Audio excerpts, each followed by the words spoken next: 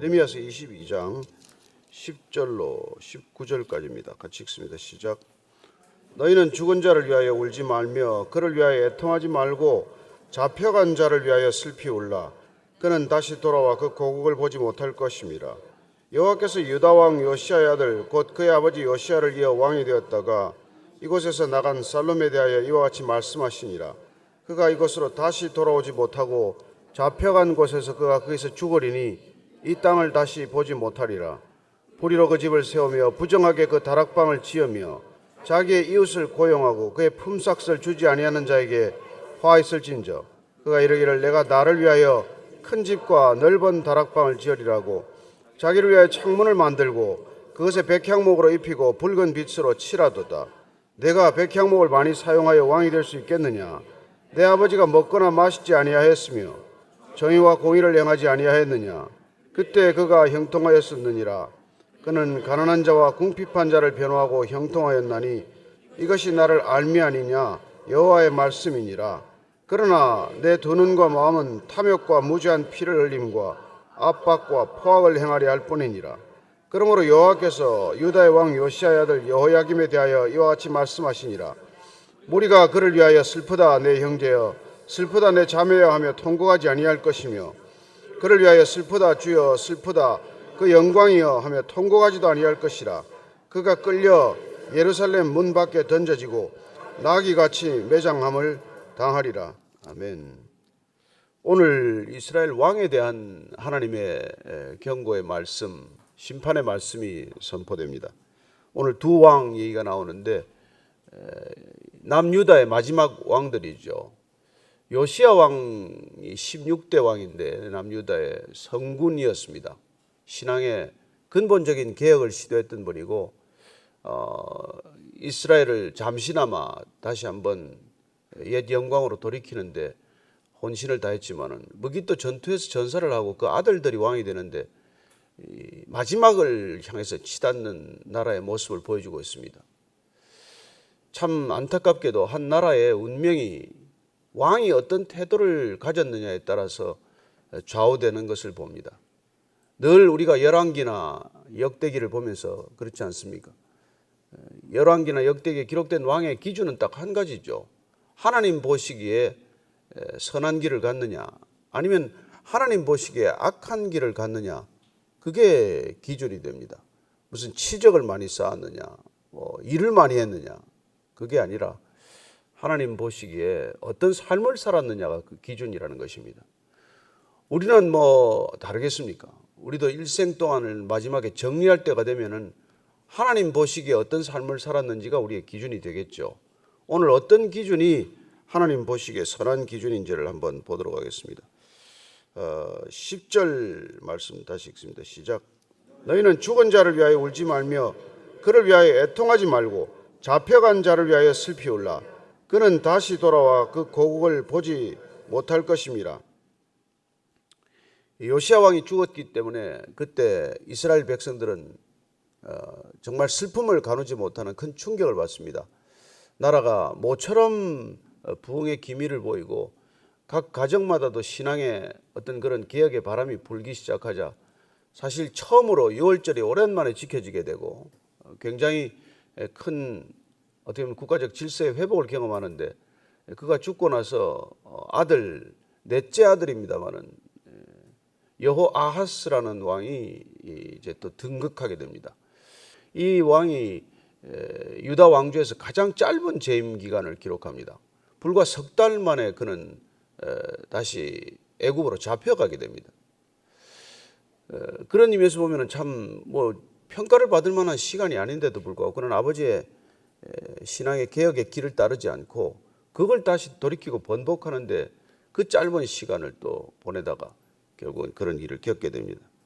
이 여호아하스의 왕 이름이 원래 또 이렇게 살롬으로 불리는데 이게 요아스 왕의 네 번째 왕이 됩니다. 나중에 그 뒤를 잇는 왕은 오히려 형이 다시 엘리야킴이라고 하는 형이 그 뒤를 잇게 되죠. 3개월 만에 왕이 갈리게 됩니다. 그래서 가장 짧은 재임 기간을 기록했던 왕이죠. 11절 12절입니다. 시작. 여호와께서 유다 왕 요시아의 아들 곧 그의 아버지 요시아를 이어 왕이 되었다가 이곳에서 나간 살롬에 대하여 이와 같이 말씀하시니라. 그가 이곳으로 다시 돌아오지 못하고 잡혀간 그곳에서 그가 거기서 죽으리니 이 땅을 다시 보지 못하리라. 여러분, 이스라엘 백성들의 정체성은 어떻습니까? 출애굽 아닙니까? 애굽에서 빠져나온 것이 그들의 정체성인데 이스라엘의 왕이 다시 애굽으로 붙들려가는 것을 보게 됩니다. 어떻게 보면 이런 상징적인 사건은 출애굽이 이제 무효가 되고 말았다는 뜻이죠. 여러분, 자유를 하나님께서 허락하기 위해서 노예의 삶으로부터 그를 건져내서 자유민의 삶으로 돌이켜서 하나님의 백성으로 삼기 위해서 애굽에서 건져내었는데 그 애굽을 의지하다가 그 애굽의 도움을 청하다가 그 애굽의 군사적 지원에 목을 매달다가 기어이 그들에게 붙들려가는 꼴을 당하고 만다는 것이죠. 마치 우리가 개가 토한 것을 도로 먹다가 그런 꼴을 당하는 거나 마찬가지죠. 저는 여러분들이 죄로부터 돌이키면 확실하게 돌이키기를 바랍니다. 그 죄를 돌이켰다가 또 그 죄로 돌아가면 여러분 꼭 마찬가지죠. 하나님께서 죄로부터 구원하셨는데 그 죄를 그리워하고 그 죄를 묵상하고 그 죄로 또 돌아가는 것은 그야말로 애굽으로 돌아가는 것과 마찬가지라는 것입니다. 출애굽 시켜놨더니 다시 애굽으로 복귀하는 것이죠. 이게 바로 살룸 여호아하스 왕이 애굽으로 다시 붙들려감으로써 이스라엘 백성들의 소위 출애굽의 정체성은 막을 내렸다라고 하는 뜻과 마찬가지 아니겠습니까? 저는 우리가 정말 그리스도를 따르기로 결정했으면은 뒤를 돌아보지 않고 그리스도를 따르기를 축복합니다. 자꾸 돌아보지 마세요. 금송아지가 좋았네. 이게 다 망하는 지름길이에요. 한번 떠났으면 그냥 주님 따라가면 되는데 자꾸 헐기덜기 돌아보다가 소금 기둥 되는 거다. 알지 않습니까? 결국 우리가 소금 기둥 된단 말이에요. 생명력을 잃어버린다는 뜻 아니에요. 죽음이 다시 또 우리를 덜컥 잡고 마는 것이죠. 사실은 우리가 옛날 얘기도 할 거 없어요. 교회는 왜 여러분 이런저런 이게 과거로 지향적인 모임을 못하게 합니까? 무슨 동창회니 향후회니 무슨 모임이니 이런 거 절대로 해서는 안 된단 말이에요. 우리는 목표가 미래에 있는 것이지 과거에 있지 않단 말이에요. 과거에 우리가 어떻게 살았는지가 그게 중요하지 않단 말입니다.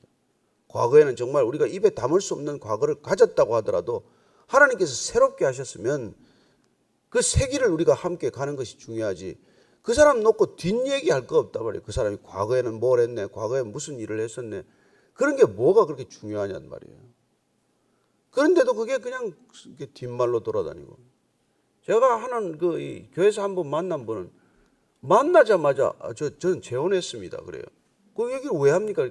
이 얘기를 안 하면 나중에 무슨 말이 돌아서 자기에게 들어오면 시험을 들어서 아예 그 얘기를 그냥 입만 열면 하는 거예요. 나는 재혼했습니다. 나는 재혼했습니다. 얼마나 교회에서 뛰어가지고. 여러분 이게 지금 성경에 제가 또 재밌는 얘기를 들었는데 마태복음에 보면 족보가 나오지 않습니까? 거기 마태복음 족보에 딱 여자넷이 나오는데 다 몹쓸 여자만 이름이 기록이 돼 있어요. 그렇지 않습니까? 지금으로 치면 절대로 기록돼서 안 될 여자만 나오잖아요. 시아버지와 관계를 맺은 다말, 예? 그리고 룻은 여러분 이방 여인 아니에요. 지금으로 치면 어디 저기 남방계 여인 일하러 왔다가 그리고 바세바 이게 다 정상적인 여인이 아니란 말이죠. 근데 이제 그 성경을 모르는 분이 1년에 몇 번씩이나 교회를 나가신지 잘 모르겠는데 하여튼 성경을 들었는데 그런 설교를 들은 거예요. 성경에는 이렇게 참 기록된 여인들의 이름이 이렇게 정말 감추고 싶은 여인들만 들었다. 너무 이분이 감동을 받았어요. 그래서 자기가 세상에 나서 설교를 들었는데 정말 가장 훌륭한 설교를 들었다고 오랜만에 들은 것처럼 그렇게 얘기를 하는데, 그럼 성경 자주 읽으세요. 읽으면 새로울 게 없는 얘기인데 그런 얘기를 들었다는 거예요. 어쨌건 그런 얘기가 들리는 까닭도 우리 인생에서 어떤 지울 수 없는 과거가 있더라도 하나님께서는 그 과거를 통해서 구원하실 수 있다는 것을 말씀하고 계신 것입니다. 저와 여러분들이 어떤 과거가 있다고 하더라도 그 과거를 딛고 하나님께서 새 출발하도록 우리를 부르신 줄로 믿습니다. 그러니 과거에 우리가 자랑할 게 있어도 그건 과거요. 부끄러운 것이 있어도 그건 이미 과거요. 예전 것은 지나갔으니 새 것만 기억하고 새 표대를 바라보고 가는 저와 여러분 되기를 축복합니다. 베이직 교회가 지금까지 어떻게 걸어왔느냐가 중요하지 않아요. 지금까지 뭘 했느냐가 우리가 중요하지 않습니다. 지금 이 시간 우리가 뭘 하고 있으며 우리는 어디를 향해서 가고 있습니까? 가고 있는 방향이 중요한 것 아닙니까? 우리가 주님을 향해서 가고 있습니까? 주님을 진정으로 따르고 있습니까? 그러면 된 거예요. 뭘 하고 안 하고가 중요하지 않습니다. 여러분, 영혼을 사는 사람에게는 중요한 게 방향이 중요하단 말이에요. 방향이. 조금만 빗나가도 영혼이라는 시간으로 가면 전혀 딴 길로 가게 되기 때문에 우리는 정말 주님을 푯대 삼아서 가게 되면은 우리가 바른 길로 가는 것이고, 그게 형통의 길이다. 이게 오늘 이 얘기의 골자예요. 자, 그는 거기서 죽으리니 다시 땅을 보지 못할 것입니다. 자, 13절 이하를 읽습니다. 시작. 불의로 그 집을 세우며 부정하게 그 다락방을 지으며 자기의 이웃을 고용하고 그의 품삯을 주지 않은 자에게 화했을진저 그가 이르기를 내가 나를 위하여 큰 집과 넓은 다락방을 지으리라고 자기를 위하여 창문을 만들고 그것에 백향목으로 입히고 붉은 빛으로 칠하도다. 근데 이제 이렇게 백향목을, 여러분, 백향목은 레바논에 나는 나무예요. 가보면 정말 나무가 기가 막히게 훤출해요. 사이프레스라고 부르는 그 나무는 향기도 좋고 모양도 좋고 그냥 나무가 굽어진 곳이 없어요. 그러니까 전부 목재로 쓴 거죠. 백향목. 참 보면은 나무가 기가 막혀요. 이제 그런 나무를 많이 이제 해다가 왕궁을 짓는 데 쓰는데, 오늘 보십시오. 16번 6절 이렇게 말합니다. 시작. 내가 백향목을 많이 사용하여 왕이 될 수 있겠느냐? 내 아버지가 먹거나 마시지 아니하였으며 정의와 공의를 행하지 아니했느냐? 그때 그가 형통하였었느니라. 이 철없는 이 엘리야김, 여호와김이라는 이름이 된 이 18대 왕, 남유다의 왕은 나라가 그렇게 어려운데 자기 왕궁을 또 지은 거예요. 왕궁만 지은 게 아닙니다. 또 별궁을 지었어요. 다윗 아버지가 그렇게 큰 재산을 물려줘도 솔로몬이 왕궁을 짓고 별궁을 짓고 저기 맞아들인 아내들의 궁을 지어주다가 살림을 거들을 내고 국고가 휘청휘청했는데 가장 어려운 시기에 또 왕궁 역사를 벌인 거예요. 그러니 그 왕궁을 크게 짓는다고 내가 왕권이 강화되겠느냐? 그 얘기나 마찬가지죠. 근데 네 아버지는 어떻게 했냐? 그 아버지는 정의와 공의를 행하고 그래서 형통했다는 것입니다. 정의와 공의의 길이 고난의 길이라고 할지라도 그건 형통의 길이에요.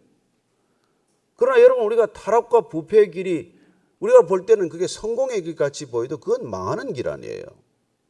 우리는 창세기에 잘 아는 대로 요셉이 그야말로 형들에게 팔리고 보디발의 집에 노예로 들어가서 가정 총무가 되지만은 또 억울한 일을 겪고 감옥에 갇혔지만은 계속해서 하나님께서 그와 함께 하셨으므로 요셉이 형통하였다라는 표현을 읽게 됩니다.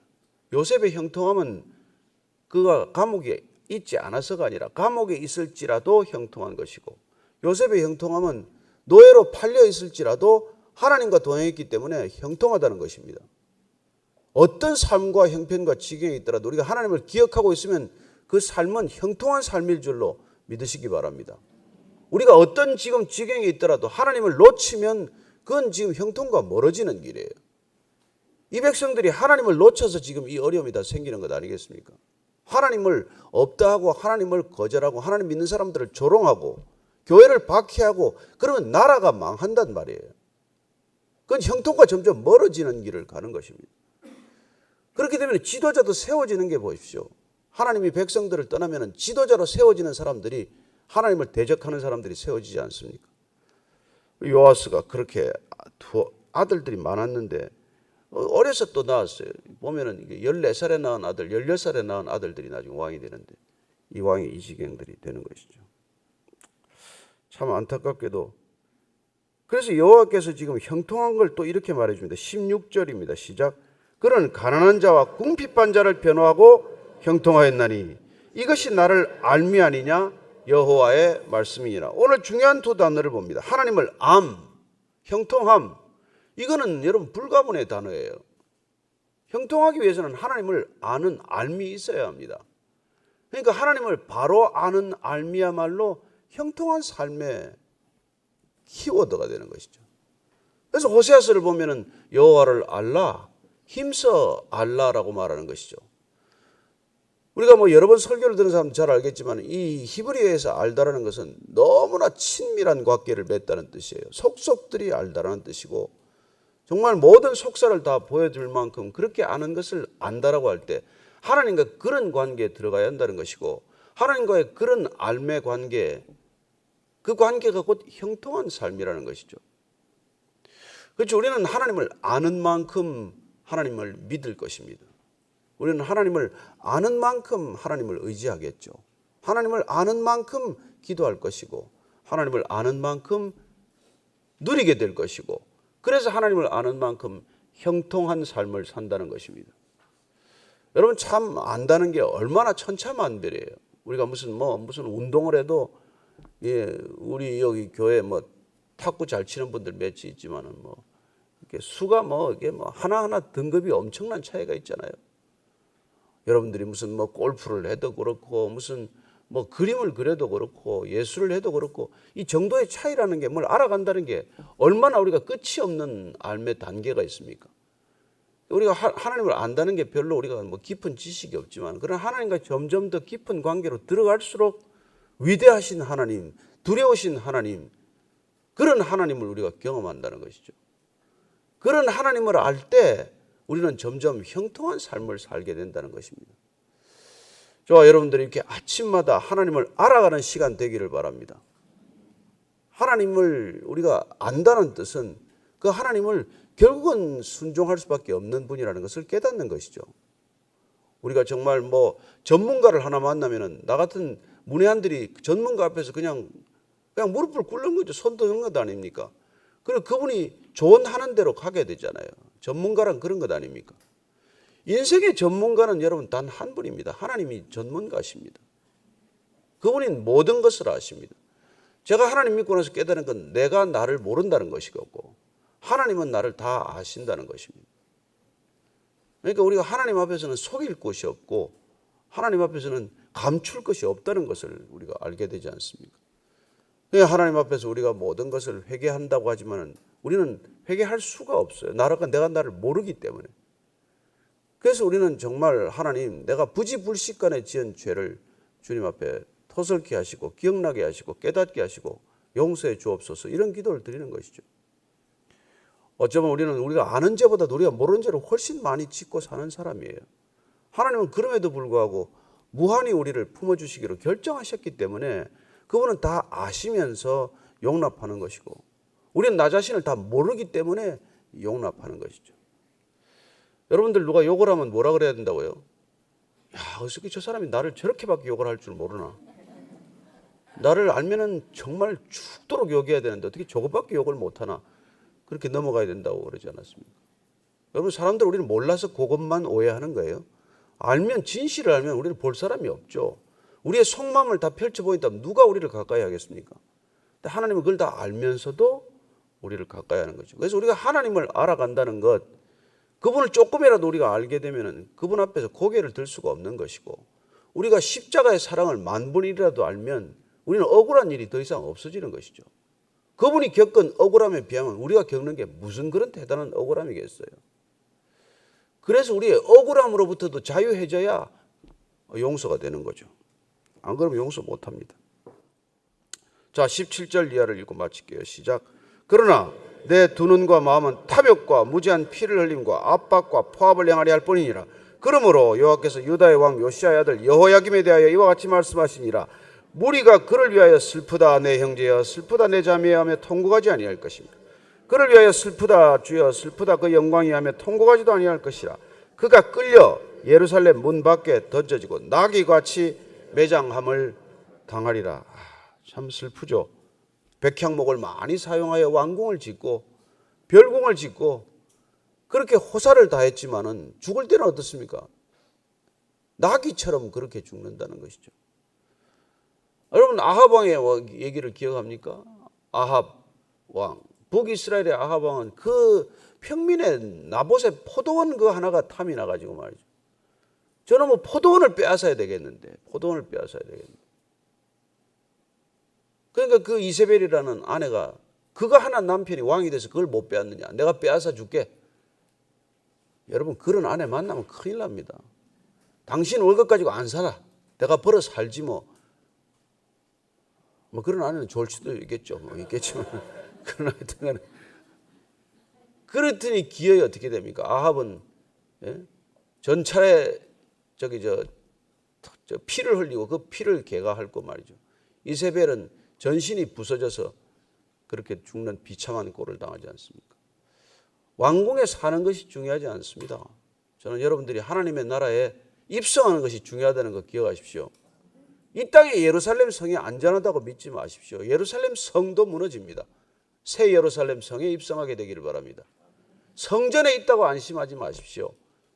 요한계시록에 계신 주님이 그분이 성전이라고 말씀해 주십니다. 그분 안에 있으면 안전합니다.